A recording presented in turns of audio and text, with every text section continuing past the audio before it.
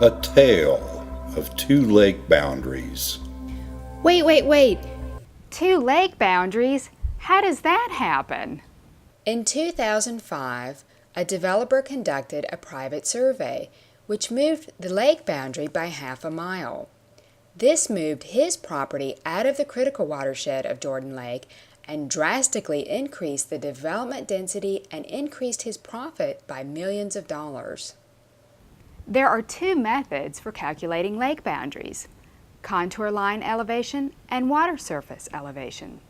Let's start with contour line elevation first. Jordan Lake is at 216 feet mean sea level. If you didn't have any water flowing in the lake, then you would see the 216 contour line that shows where the water and land meet. In other words, gravity has leveled the lake. This is a very accurate method. Let's talk about water surface elevation. The water flowing into the tributaries of the lake is higher than the lake, which is why it's flowing into the lake. The lake level in this section will be higher until it evens out. If you are using water surface elevation method and the flow is greater than average, it will appear that the lake boundary is closer to the lake. If the water was just a trickle or none at all, it would be much closer to the 216 contour line where the water and land meet. Do you see how water surface elevation can be greatly affected by flow? Here's an analogy. If you are calculating wind chill factor, you need to know the temperature and the average wind speed. The harder the wind is blowing, the greater its chilling effect, thus being colder.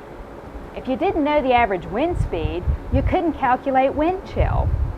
So, if you don't know the flow of water, then you can't calculate water surface elevation. According to the Army Corps of Engineers, you could only use the water surface elevation at normal flow. Note, the Army Corps did not use water surface elevation in determining the original lake boundary.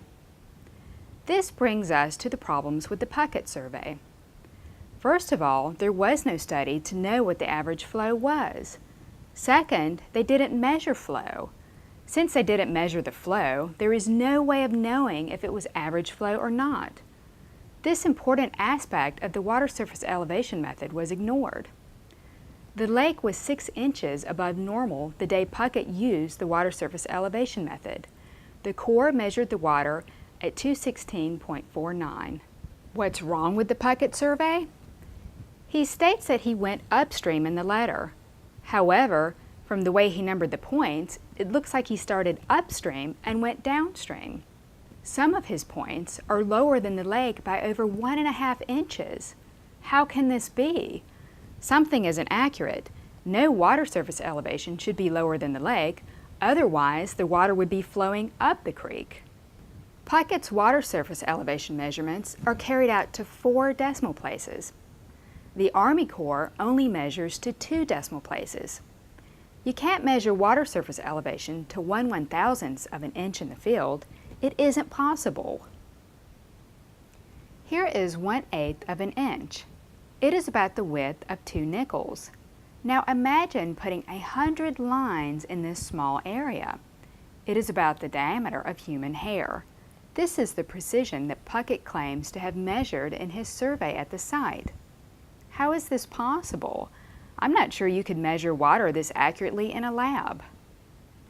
If Puckett had rounded his elevations to 2 decimal places to match the precision of Army Corps measurements, then that would make survey point number 5 level with the lake surface.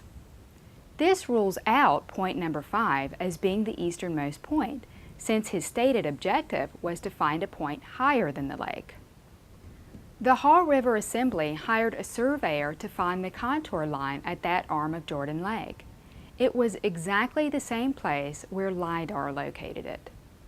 Even though water surface elevation is accepted by the state, it is an easy number to fudge. These numbers can change every day and you can't remeasure them because it is unlikely that you will have the same conditions. The contour line is much more reliable and can be rechecked. The state and municipalities should not rely on the inaccuracies of the water surface elevation method.